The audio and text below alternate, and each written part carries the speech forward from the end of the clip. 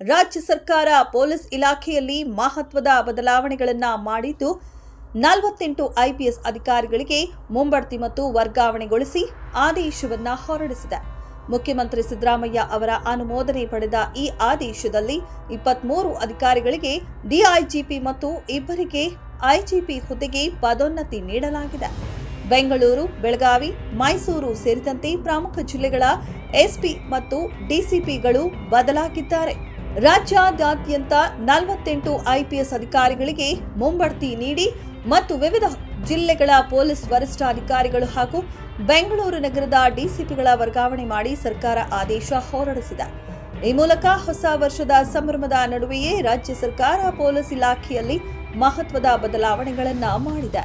ಮುಖ್ಯಮಂತ್ರಿ ಸಿದ್ದರಾಮಯ್ಯ ಅವರು ಈ ಪಟ್ಟಿಗೆ ಅನುಮೋದನೆ ನೀಡಿದ್ದಾರೆ. ಈ ಪ್ರಮುಖ ಆಡಳಿತಾತ್ಮಕ ಬದಲಾವಣೆಯಲ್ಲಿ ಒಟ್ಟು 23 ಅಧಿಕಾರಿಗಳಿಗೆ ಡಿಐಜಿಪಿ ಹುದ್ದೆಗೆ ಮುಂಬಡ್ತಿ ಮತ್ತು ನೇಮಕಾತಿ ನೀಡಲಾಗಿದೆ. 2 ಅಧಿಕಾರಿಗಳಿಗೆ ಐಜಿಪಿ ಹುದ್ದೆಗೆ ಪದೋನ್ನತಿ ನೀಡಲಾಗಿದೆ. ಇದಲ್ಲದೆ ಬೆಂಗಳೂರು ನಗರ, ಬೆಳಗಾವಿ, ಮೈಸೂರು, ಶಿವಮೊಗ್ಗ, ಕೊಡಗು ಸೇರಿದಂತೆ ಪ್ರಮುಖ ಜಿಲ್ಲೆಗಳ ಎಸ್ಪಿ ಮತ್ತು ಡಿಸಿಪಿಗಳನ್ನು ಬದಲಾಯಿಸಲಾಗಿದೆ. ಬೆಂಗಳೂರು ನಗರದ ಕಾನೂನು ಸುವ್ಯವಸ್ಥೆಯಲ್ಲಿ ಪ್ರಮುಖ ಪಾತ್ರ ವಹಿಸುವ ಡಿಸಿಪಿ ಹುದ್ದೆಗಳಲ್ಲಿ ದೊಡ್ಡ ಬದಲಾವಣೆಯಾಗಿದ್ದು, ವೈಟ್ಫೀಲ್ಡ್ ವಿಭಾಗಕ್ಕೆ ಸೈದುಲ್ ಅದಾವತ್, ಪಶ್ಚಿಮ ವಿಭಾಗಕ್ಕೆ ಯತೀಶ್, ಈಶಾನ್ಯ ವಿಭಾಗಕ್ಕೆ ಮಿಥುನ್ ಕುಮಾರ್, ಪೂರ್ವ ವಿಭಾಗಕ್ಕೆ ವಿಕ್ರಮ್ ಆಮ್ಟೆ ಹಾಗೂ ಆಗ್ನೇಯ ವಿಭಾಗಕ್ಕೆ ಮೊಹಮ್ಮದ್ ಸುಜೀತಾ ಅವರನ್ನ ನೇಮಕ ಮಾಡಲಾಗಿದೆ. ಇತ್ತ ಬೆಳಗಾವಿ ಎಸ್ಪಿ ಆಗಿದ್ದ ಭೀಮಾಶಂಕರ್ ಗುಳೇದ್ ಅವರಿಗೆ ಡಿಐಜಿಪಿ ಆಗಿ ಮುಂಬಡ್ತಿ ನೀಡಿ ಸಿಐಡಿ ಆರ್ಥಿಕ ಅಪರಾಧ ವಿಭಾಗಕ್ಕೆ ವರ್ಗಾಯಿಸಲಾಗಿದೆ. ಬೆಳಗಾವಿಯ ನೂತನ ಎಸ್ಪಿಯಾಗಿ ಕೊಡಗಿನಲ್ಲಿದ್ದ ಕೆ ರಾಮರಾಜನ್ ಅವರನ್ನ ನಿಯೋಜಿಸಲಾಗಿದೆ.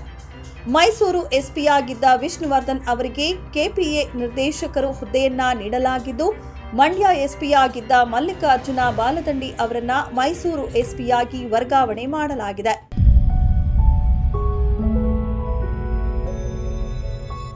ದಕ್ಷಿಣ ವಲಯದ ಡಿಐಜಿಪಿ ಆಗಿದ್ದ ಡಾಕ್ಟರ್ ಎಂಬಿ ಬೋರಲಿಂಗಯ್ಯ ಅವರಿಗೆ ಐಜಿಪಿಯಾಗಿ ಮುಂಬಡ್ತಿ ನೀಡಲಾಗಿದ್ದು, ಅದೇ ಹುದ್ದೆಯಲ್ಲಿ ಮುಂದುವರಿಸಲಾಗಿದೆ. ಹಾಗೆಯೇ ಬೆಂಗಳೂರು ನಗರ ಅಪರಾಧ ವಿಭಾಗದ ಜಂಟಿ ಆಯುಕ್ತರಾಗಿದ್ದ ಅಜಯ್ ಹಿಲೋರಿ ಅವರಿಗೂ ಐಜಿಪಿಯಾಗಿ ಪದೋನ್ನತಿ ನೀಡಲಾಗಿದೆ.